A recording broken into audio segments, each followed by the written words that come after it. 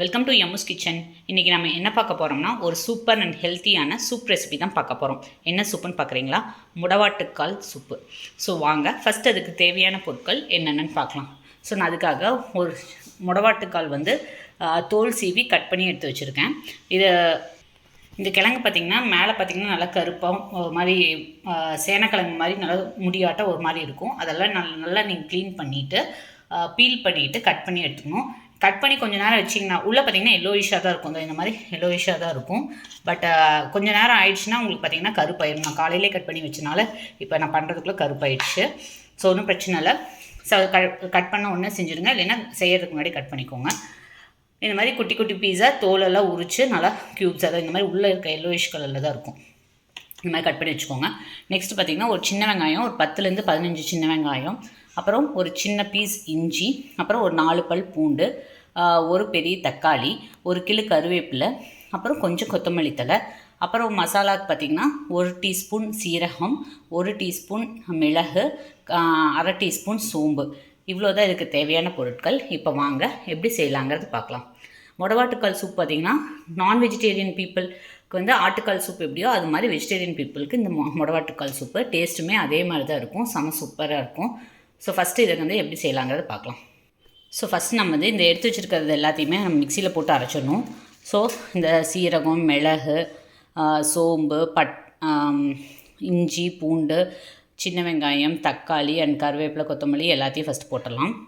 இப்போ இது எல்லாத்தையும் மிக்சியில் போட்டாச்சு. இதை ஃபஸ்ட்டு லைட்டாக ஒரு கோர்ஸாக அரைச்சிக்கோங்க. அரைச்சதுக்கப்புறம் நம்ம அந்த கிழங்கையும் போட்டு அரைக்கணும். ஸோ இப்போ பாருங்கள், இதை ஒன்றும் அதிகமாக அரைச்சாச்சு. இப்போ இதில் நம்ம வாஷ் பண்ணி வச்சுருக்க கிழங்கு எல்லாத்தையும் ஆட் பண்ணிக்கலாம். ஆட் பண்ணி கொஞ்சம் தண்ணி விட்டு நல்லா ஸ்மூத் பேஸ்ட்டாக அரைச்சிக்கணும். நான் அரைச்சிட்டு நல்லா ஸ்மூத்தாக அரைச்சாச்சு. நீங்கள் அரைக்கையிலே பார்த்திங்கன்னா நல்லா அந்த மண் வாசம், அதாவது கிழங்கோட வாசம் நல்லா வரும். இப்போ இதை நம்ம போட்டு கொதிக்க விடலாம். ஸோ ஃபஸ்ட்டு ஒரு பேன் வச்சுக்கோங்க. வச்சுட்டு அதில் கொஞ்சமாக தேங்காய் எண்ணெய் ஊற்றிக்கோங்க. 1லேருந்து ஒரு 1.5 டீஸ்பூன் தேங்காய் எண்ணெய். ஸோ சூப்புக்குனால நம்ம தேங்காய் எண்ணெய் ஆட் பண்ணுறோம். இப்போ தேங்காய் எண்ணெய் நல்லா காஞ்ச உடனே நம்ம 2 கடுகு ஆட் பண்ணிக்கலாம். சும்மா 2 பேருக்கு தாளிப்புக்கு மாதிரி கடுகு ஆட் பண்ணிக்கோங்க. இது பொரிஞ்சதுக்கப்புறமா நம்ம அந்த சூப் ஆட் பண்ணிடலாம். ஸோ இப்போ பாருங்கள் எண்ணெய் காஞ்சிச்சு. இப்போ இதில் நம்ம அரைச்சி வச்சுருக்கிறது பேஸ்ட் அப்படியே ஆட் பண்ணி நல்லா மிக்ஸ் பண்ணிவிட்டு கொஞ்சமாக தண்ணி ஆட் பண்ணிக்கோங்க. சூப்புக்கு நீங்கள் எந்தளவுக்கு சூப் வேணுமோ அந்தளவுக்கு தண்ணி ஆட் பண்ணிக்கலாம். ஸோ நான் அந்த மிக்ஸி ஜாரியை கழுவி நல்லா ஒரு கப் தண்ணி ஆட் பண்ணுறேன்.